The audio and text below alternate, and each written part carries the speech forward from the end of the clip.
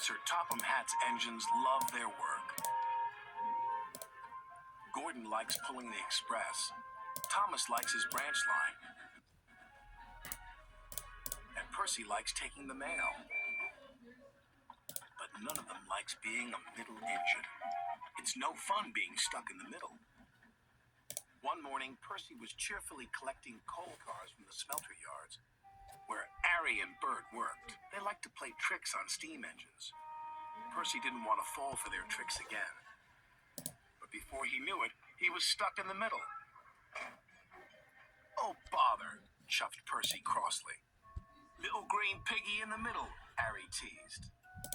Percy's driver was cross, with coal cars in front of him and coal cars behind. Percy had to go slowly. James was in the yards when Percy steamed slowly by. "It's Pokey Percy," James laughed. "You wouldn't be laughing if you were stuck in the middle," Percy fumed. And he fumed all the way to the coaling plant. One by one, he shunted his coal cars onto the tipper's loading ramp, and the coal was unloaded. Percy was not allowed to cross the loading ramp until the tipper had been turned off. It was against the rules.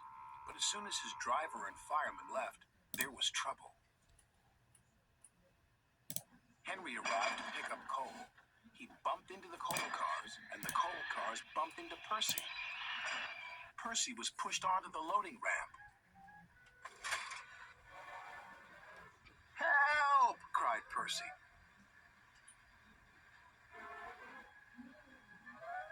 Percy was hoisted up,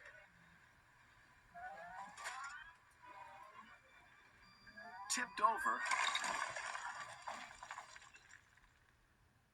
and brought back down again. After Percy was lowered back onto the ground, the manager was very cross. "You have caused confusion and delay," he said. "I'll have to report this to Sir Topham Hatt." That night, Sir Topham Hatt spoke severely to Percy. "I'm very disappointed in you, Percy," he said. "You know it's against the rules to go on to the tipper's loading ramp." "Sorry, sir," Percy said sadly, "but it wasn't my fault. It's because those diesels made me a middle engine." "Nevertheless, you will shunt freight cars in the yards until I can get to the bottom of this." "Ah," said James, thinking no one could hear. "I can handle those diesels with bent buffers and a busted boiler." "Then you will do Percy's run to the smelter," said Sir Topham Hatt.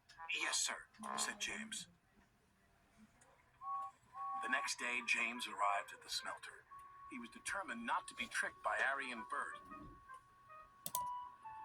"Hello, James," oozed Harry.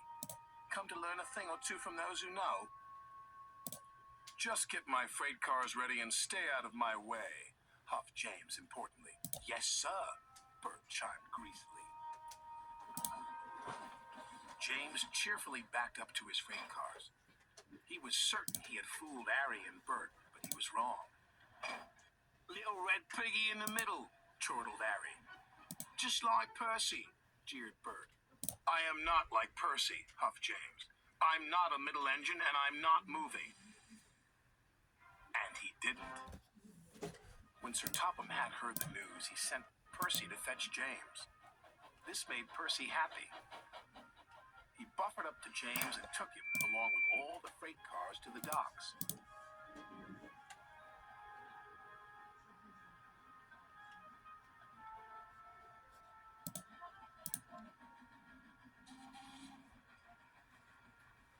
"Right on time," said the manager.